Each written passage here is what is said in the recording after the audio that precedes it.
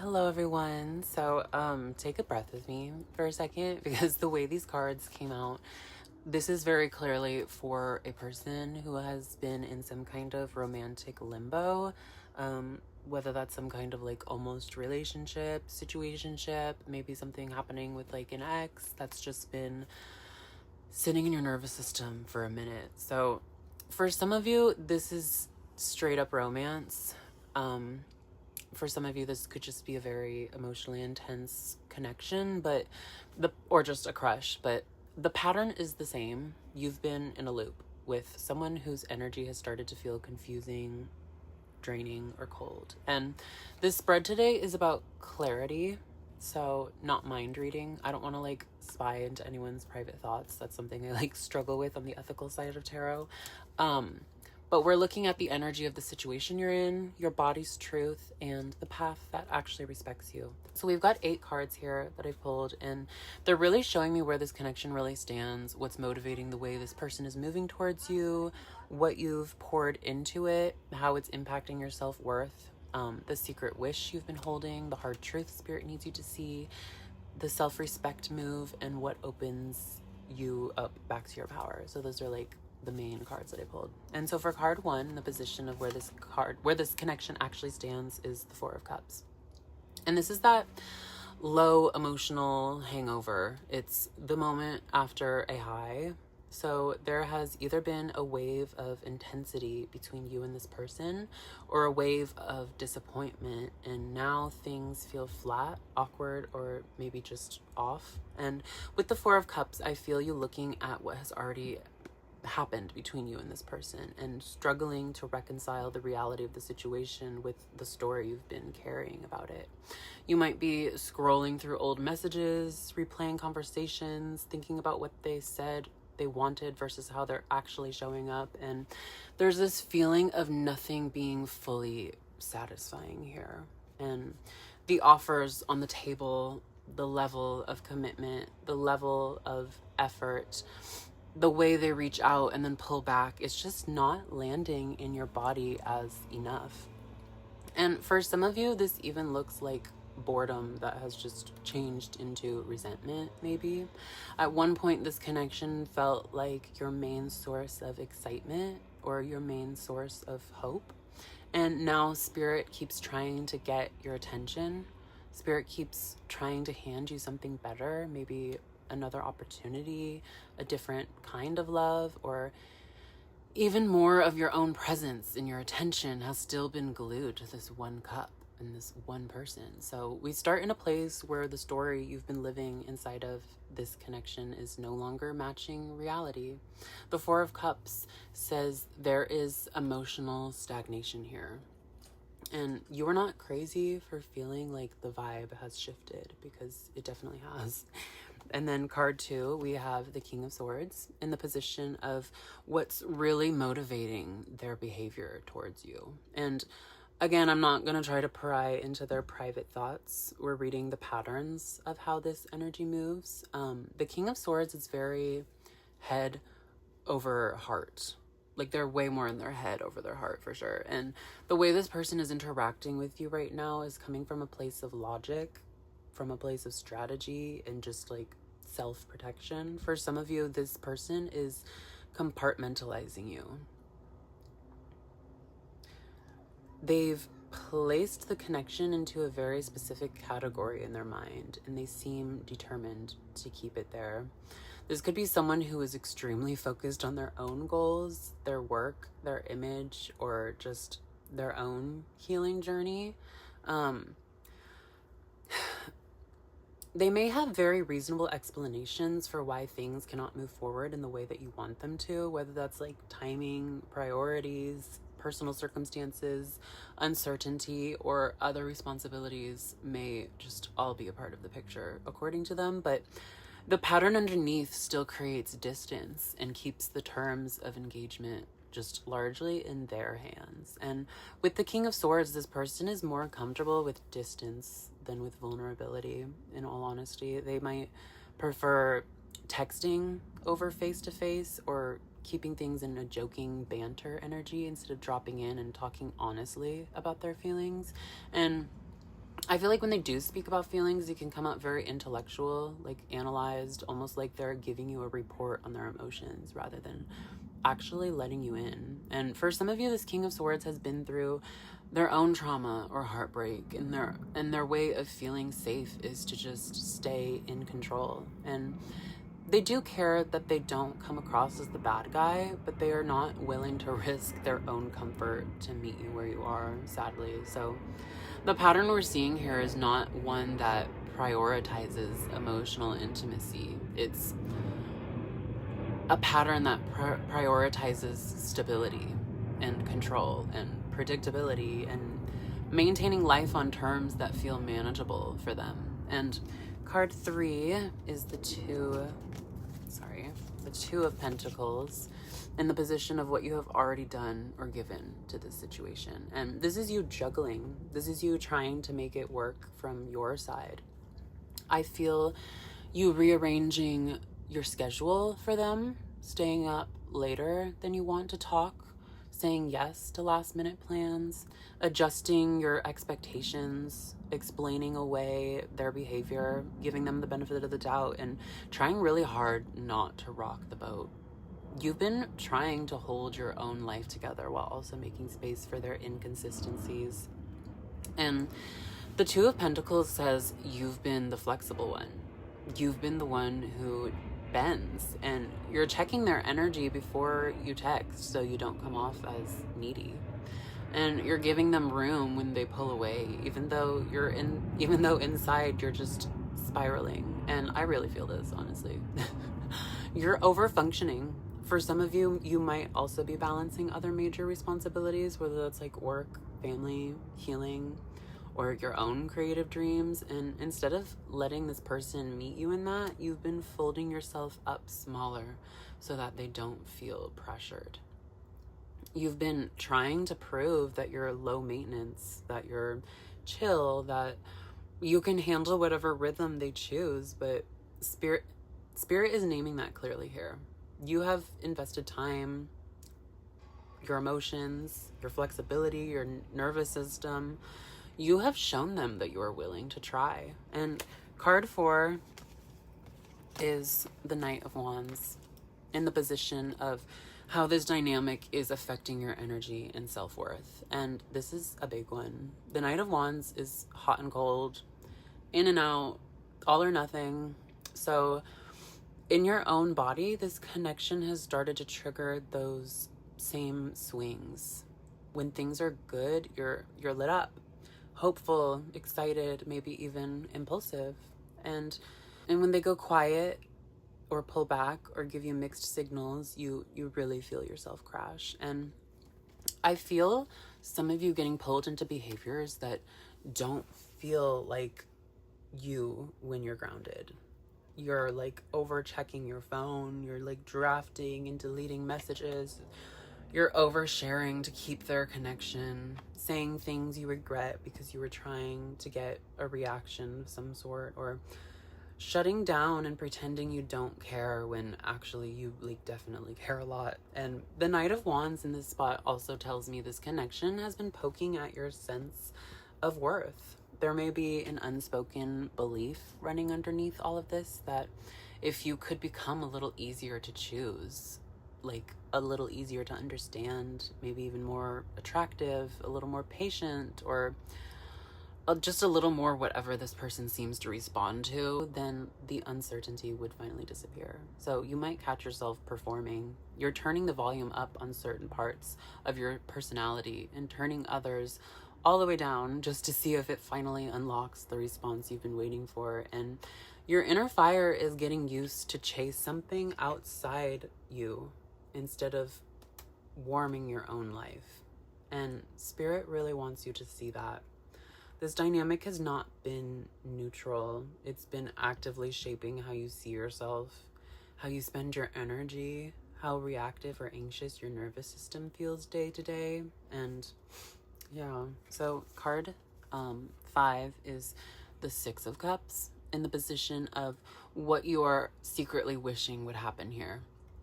And this is such a tender card in this spot. Six of Cups is nostalgia, innocence, the good memories. So even if recent behavior has been cold or confusing, there's a part of you holding on to the sweet version of this person. And like, whether that's early conversations, maybe the first time they made you feel really seen, or just those like special nights that felt like a movie, and the version of them who seemed soft and warm and safe and goofy, or just deeply present. And secretly there was a wish encoded here that the energy would return to what it once felt like. That the connection would become as open and warm and promising as it seemed in the beginning, and that the care you saw would become consistent, or that the potential you glimpsed would finally become reality. And for some of you, this card is also pulling an even older thread. Six of Cups can reach back into childhood patterns and earlier loves. There might be a familiar feeling to this whole dynamic, like chasing, proving, being the one who tries harder, hoping someone emotionally distant suddenly becomes emotionally available. So the secret wish is bigger than just this person. At a deeper level, I feel there can be a desire for this story to finally be the one that works, the one that makes all the waiting finally feel worth it, the one that confirms that you are lovable and chosen and worth staying for. Spirit is not shaming that wish. Of course you want softness. Of course you want someone who meets you halfway. Like, I really feel you there. And the question is whether this specific person in their current energy can actually be that. Now, card 6 is the Tower, in the position of the hidden truth or pattern you have not wanted to name. And this is where it really gets real, honestly. The Tower says the story you've been telling yourself about this connection is not stable. Something at the foundation has been cracked for a while. The way you've been explaining their behavior, the way you've been minimizing your own needs, the fantasy you've been holding about where this could go, all of that is sitting on a structure that was never actually built to hold the weight you're putting on it. And for some of you, the Tower is literally pointing to a moment recently where the illusion already cracked. There may have been a conversation that changed the way you saw things, a discovery that you couldn't ignore, a shift in behavior that made the reality of the situation impossible to explain away, or a moment where you looked at yourself and realized this connection was pulling you into patterns you no longer wanted to participate in.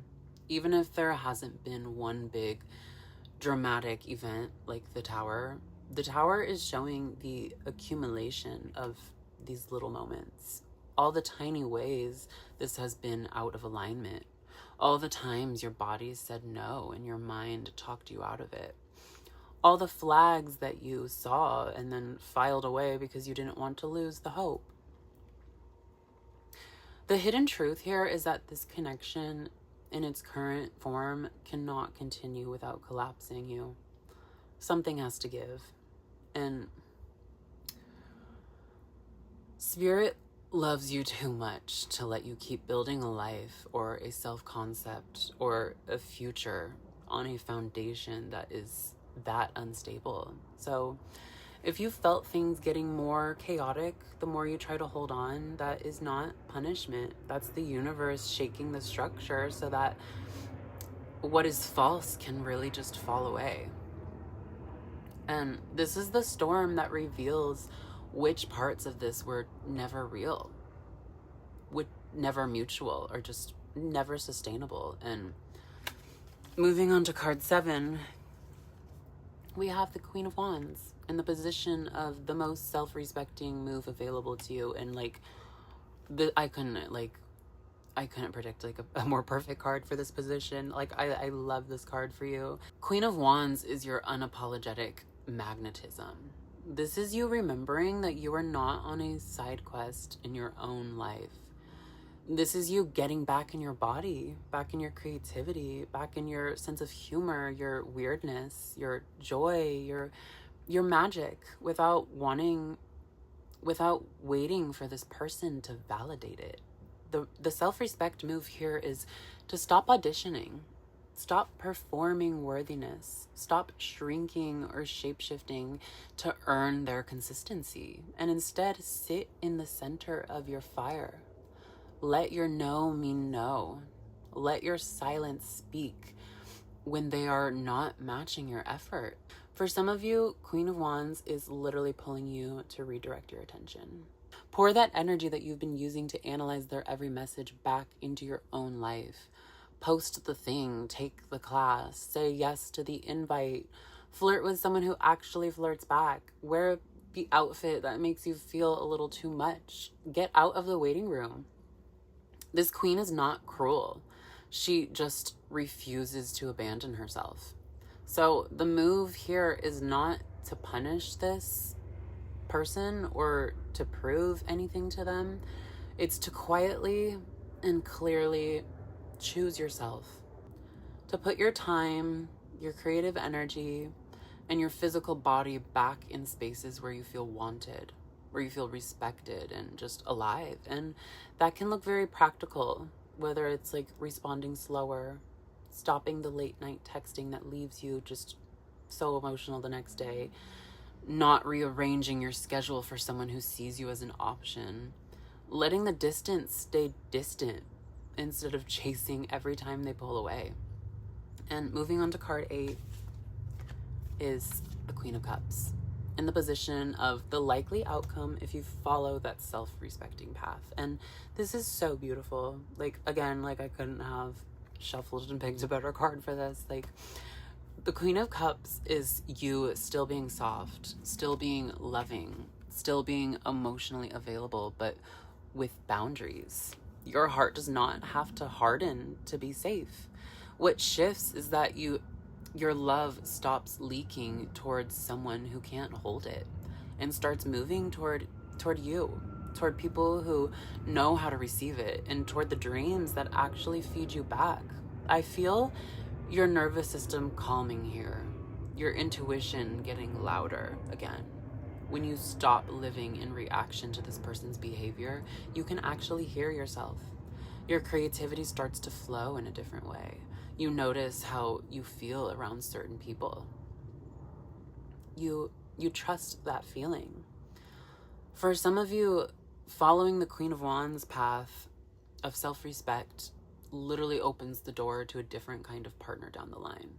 Someone who meets both of these queen energies. They admire your fire and they honor your heart. And for others, the outcome is an upgrade in the relationship you have with yourself. Over time, you begin to realize that choosing yourself changes the kinds of connections available to you. The more consistently you choose yourself, the easier it becomes to recognize the people who are already capable of choosing you too. And Queen of Cups also tells me that your sensitivity is not a flaw here at all. The fact that you felt this deeply, that you cared this much, that you hoped this hard, that does not make you weak. It makes you really honest and real. And what needs to shift is not your capacity to love, but your standards around where that love is allowed to go. So as we close this out, I want you to notice where this reading landed in your body. Notice the parts that made you feel called out, the parts that made you feel seen, the parts that brought you relief. Because you are not crazy. You are not asking for too much. The Four of Cups in the Tower are telling you the illusion phase is ending. The Knights and the King are showing you the pattern that has been playing out. And the Queens at the end are your reminder that your story does not stop here. You're allowed to step out of this limbo. You are allowed to step off of this roller coaster, and you're allowed to take all of that warmth and devotion and pour it back into a life and eventually a love that can actually hold you. trust the version of you that pulled this reading. They already know what needs to fall. They already know what needs to rise in you next. So, my name is Mason. I really hope this reading resonated with you or was healing in any type of way. If it was, if you did enjoy this reading, and if you've never been here before, if you're interested in joining me, I would really appreciate it if you subscribed. So, yeah, I'm wishing you the best, and I love you so much. Bye.